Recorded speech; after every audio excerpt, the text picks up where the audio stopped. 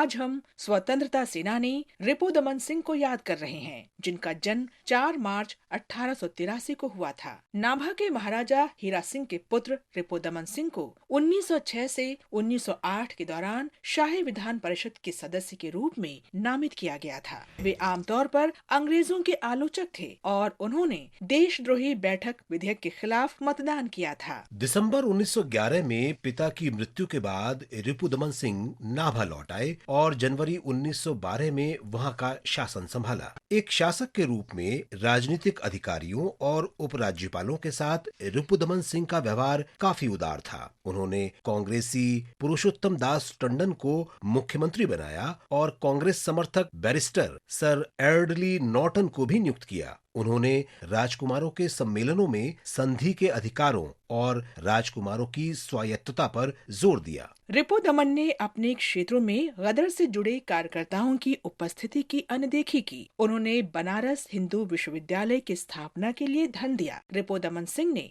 राजनीति के तिलक स्कूल के एक सत्र की अध्यक्षता की और तिलक स्वराज कोष में योगदान भी दिया। उन्होंने बॉम्बे क्रॉनिकल और इंडियन डेली हेराल्ड जैसे कांग्रेस समर्थक समाचार पत्रों को वित्तीय मदद दी। उन्होंने गोपाल कृष्ण गोखले, मदन मोहन मालवीय, लाला लाजपत राय और मोतीलाल नेहरू जैसे राष्ट्रवादी नेताओं के साथ बैठकें की। पंजाब में अकाली आंदोलन के दौरान रिपुदमन सिंह ने ननकाना साहिब में अपने प्राणों की आहुति देने वालों को सम्मानित करने के लिए शहीद दिवस मनाया। रिपुदमन सिंह को नाभा के शासन से खुद को अलग करने के लिए मजबूर किया गया और बाद में उन्हें देहरादून भेज दिया गया। शिरोमणि गुरुद्वारा प्रबंधक समिति और शिरोमणि अकाली दल ने उनकी बहाली का मुद्दा उठाया और 1923 से 1925 के दौरान एक लंबा आंदोलन जैतो मोर्चा चलाया। रिपुदमन सिंह ने देहरादून से सरकार की आलोचना करना जारी रखा। भारतीय राष्ट्रीय कांग्रेस ने भी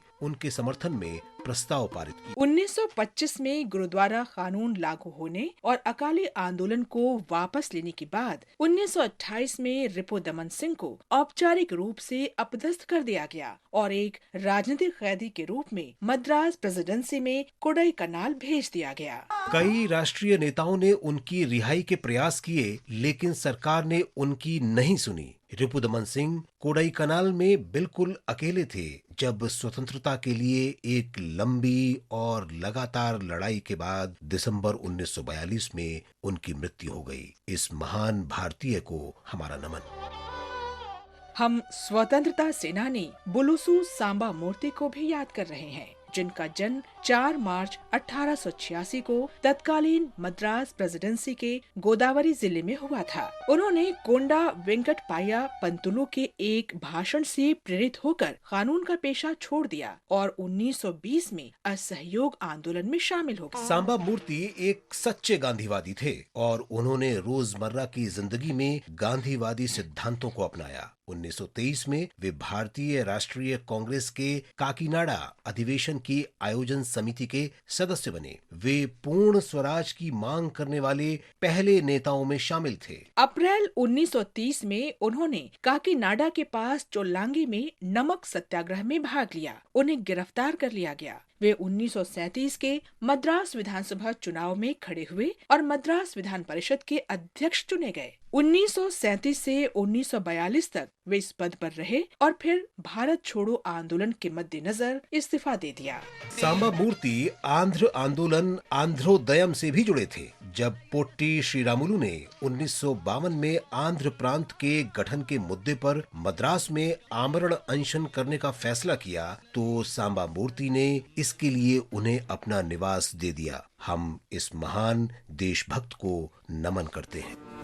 हम इंडियन नेशनल आर्मी INA के सदस्य दीप सिंह को भी याद कर रहे हैं। हरियाणा में जन्मे दीप सिंह एक सिपाही के रूप में स्वेच्छा से INA में शामिल हुए और 3री गुरिल्ला रेजिमेंट में सेवाएं दी। 4 मार्च 1944 को बर्मा में अंग्रेजों के खिलाफ लड़ाई में भाग लेने के दौरान उनकी मृत्यु हो गई। हम इस महान शहीद को नमन करते हैं।